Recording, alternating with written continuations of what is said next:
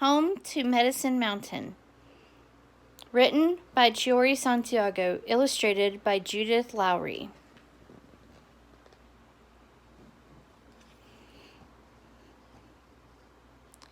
This book is based on a true story. My people have lived in the mountains of Northern California for many centuries. They belong to the Mountain Mandu and the Hamawi Pit River tribes. In the old days, they hunted deer and gathered roots, vegetables, and acorns in the beautiful baskets they made. Everything they needed to make a good life was around them.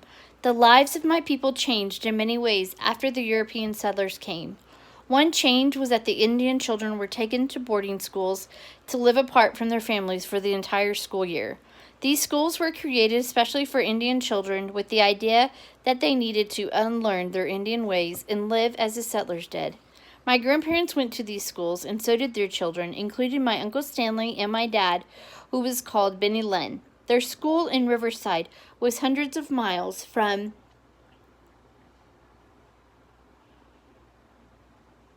their home in Susanville, Yotim Yamni, Medicine Mountain. Although the school paid for children to take the train to get there, it did not always pay to send them home for their summer vacation. This is the story of how my dad and my uncle found their way home one summer in the 1930s when they were very young.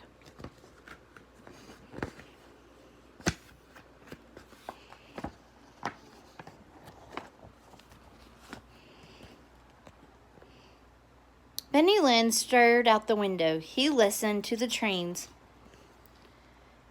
wheels singing the sad song, mile after mile, carrying him and Stanley away from home.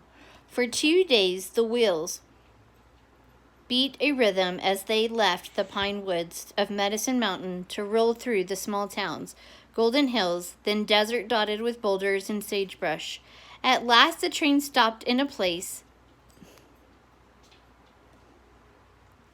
as flat and hot as the giant's griddle.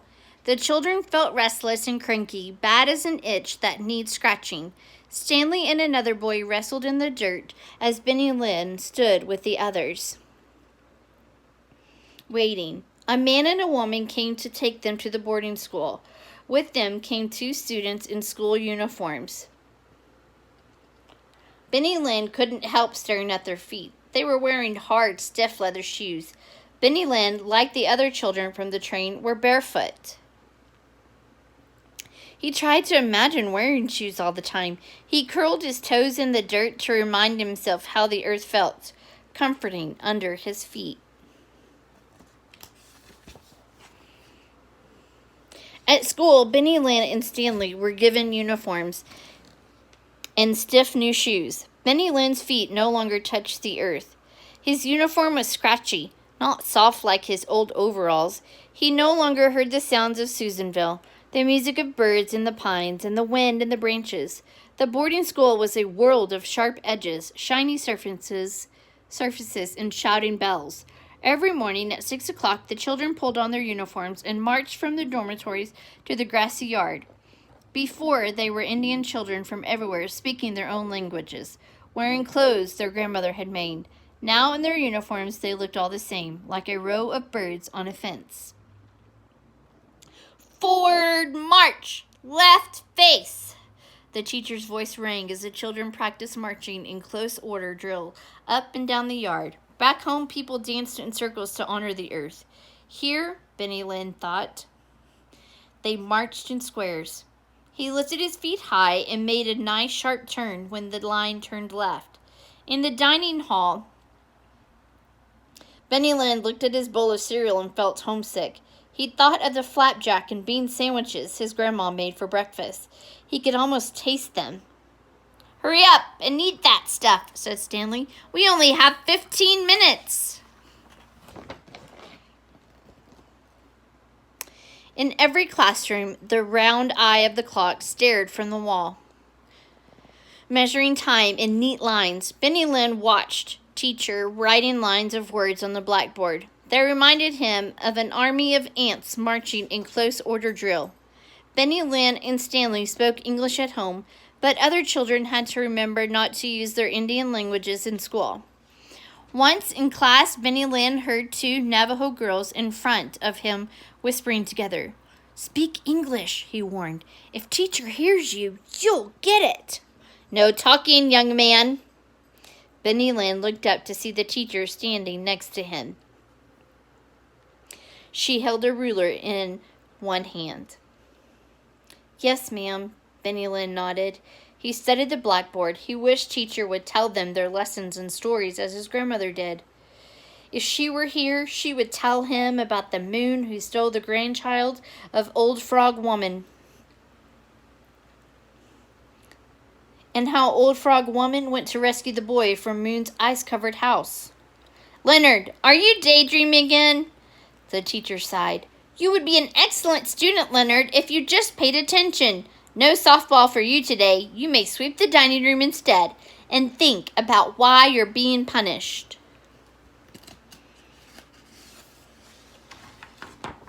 At night, the children slept in their dormitories, one child in each bed, in a long row. Benny Lynn felt lonely by himself under the blanket.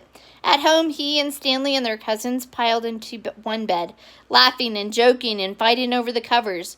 "Lights out," said the matron. "Quiet now." Every night in the dark, Benny Lynn listened to the clock. It ticked away the time, always the same amount of time between each tick. Benny Lynn lay on his back and stared at the long, blank ceiling. He turned on his side and looked at the rows of iron cots, each with a green army blankets on top of a sleeping child. He couldn't sleep. Now, far away, he heard one of the little boys crying, making soft sounds like a boiling pot of acorn soup. "Shh, you're going to be okay." Benny Lynn heard Stanley's voice in the dark. Bit by bit, the boy stopped crying and fell asleep. Benny Lynn felt better, too, knowing Stanley wasn't far away. He fell asleep, dreaming of home.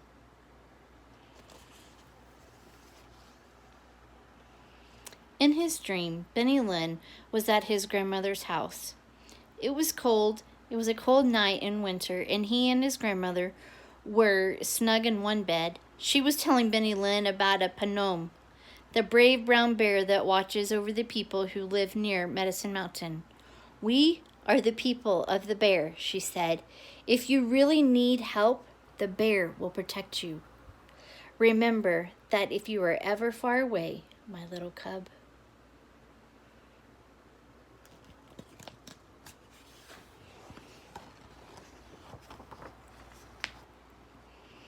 Dreams let Benny Lynn travel home whenever he wanted. In his dreams, he lived once again in Grandmother's house during the long days of summer while she gathered healing herbs on Medicine Mountain. He chopped wood for the cooking fire. He carried heavy pails of water from the spring.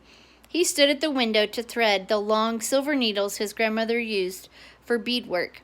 He liked to watch her fingers moving quickly, like the flames in the iron stove. Time was different at Grandmother's house.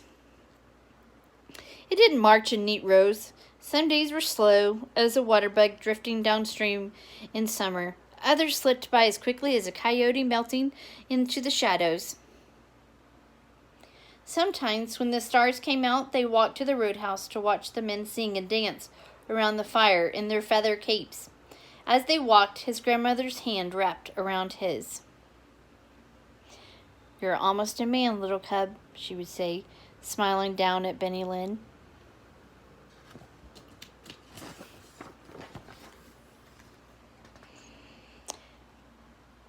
His dreams took him to bear dance, which happens each year. When the bears wake from their winter sleep, he heard men playing clapsticks. Leaves of sweet-smelling mamuni decorated their ears. He saw his family around the dance circle with their necklaces of mamuni leaves. A big brown bear danced in the circle.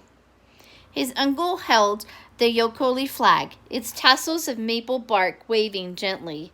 Beneath the flag, the bear danced toward Benny Lynn and Stanley, and the boys weren't scared. They knew the animal was really their friend, Seymour Smith, dressed in a bear skin, dancing like the spirit of the bear.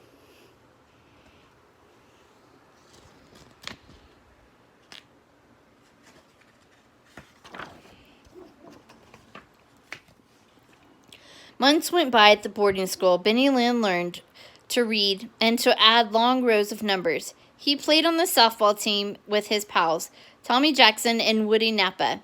He worked hard and he stayed out of trouble. One day, when he and Stanley were raking the yard, Benny Lynn saw Woody walking to the train stop with a group of friends.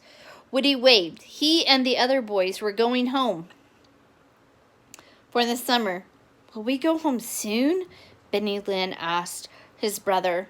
We're not going home, Stanley said. He leaned on his rake. The school only pays for the tickets to come here, not to go home. We'll go home next year. Benny Lynn didn't want to hear Stanley's words. He felt tears pressing against his eyelids. He blinked quickly so the tears wouldn't squeeze out. He felt Stanley looking at him. You really want to go home, don't you? Stanley asked. Benny Lynn thought that if he said anything, he would cry, so he just nodded. Stanley looked at him a long time. Finally, he said, Don't worry. I'll think of a way to get us home.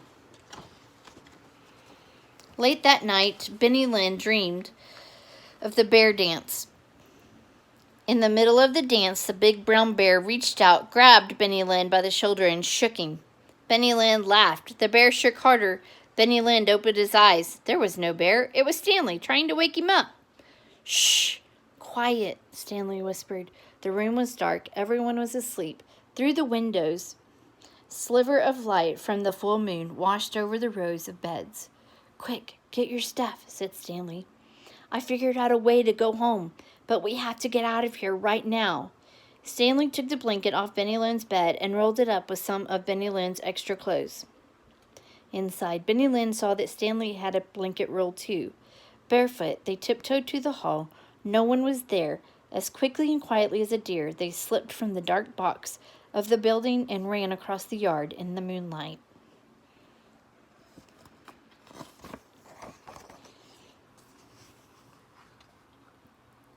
We're going to ride the rails, Stanley explained when they stopped in the shadows. That's what people do when they don't have money for a ticket. I've seen them. Stanley looked down at his little brother. Now you have to listen well. When I say go, follow me as fast as you can. Benny Lynn nodded. We're going to climb a ladder all the way to the top of the boxcar. Think you can do that? Sure, Benny Lynn said. At home, he could shimmy up a tree by the time Stanley counted to 10. A ladder's easy, he said. Good. You're not scared now, are you? No, Benny Lynn shook his head, even though he was scared a little. The moon looked down as the boys ran towards the midnight train.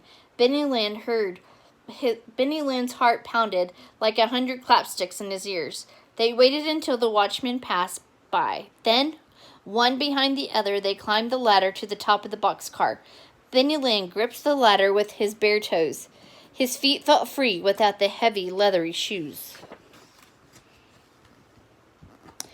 They were safe on top of the boxcar. The sky spread a starry blanket over them. Stanley took a piece of rope and wrapped it around Benny Lynn and tied it around the railing of the top of the train. There, Stanley said. Now you can go to sleep and you won't fall off. The train began to move, creaking and groaning. The wind pushed against their faces. Stanley put one arm around his brother's shoulders as the train moved faster and faster. Benny Lynn yawned. After he fell asleep, Stanley stayed awake a long time, watching the stars.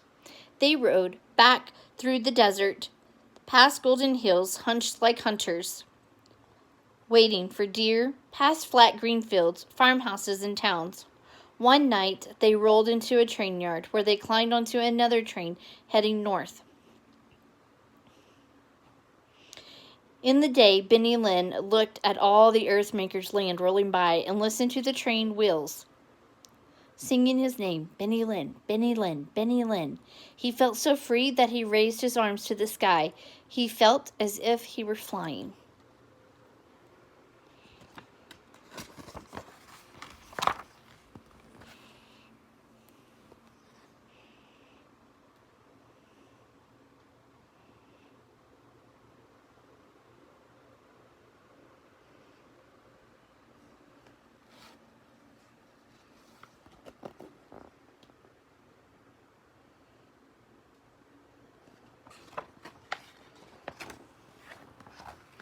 Early in the morning, Stanley woke Benny Lynn. "Look," he said.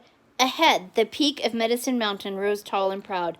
Benny Lynn's heart smiled. He knew that just a little further their town lay waiting in a valley between the mountains. "I told you I'd get us home," said Stanley. As the train rumbled into Susanville, its whistle sounded like a great long laugh. When no one was looking, the boys climbed down the side of the boxcar and ran all the way home. Even from far away, Benny Lynn and Stanley could see their father sitting on the steps of their house. As they got near, they saw their sisters, who were too little to go to school, playing in front. Juanita, the eldest, ran towards them, laughing. "Mama! Grandmother!" Stanley shouted. Their mother was hanging out the wash. She was so surprised to see them, she stood as still as an oak tree. Grandmother sat nearby, holding their baby sister Virginia in her cradle board. She watched them run toward her, smiling for her brave bear cubs.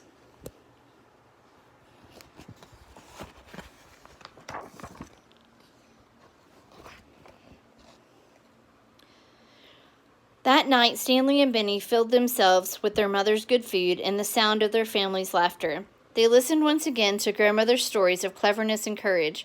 Now Benny, Lynn, and Stanley had their own story. They'd ridden the rails and seen miles of land between the place where the day breaks and the place where the sun goes down. The lessons they learned from their journey would be with them always. For the rest of the summer and for so many years after, Benny Lynn and Stanley told the story of their adventure on the train. They told it to their children and their grandchildren. Always one of the children would ask, "Did you have to go back to the boarding school?" Yes, Benny Lynn or Stanley would answer, remembering. They didn't mind the long journey so much after that. They were sure they would be back for the bear dance every year, because now they knew the way home.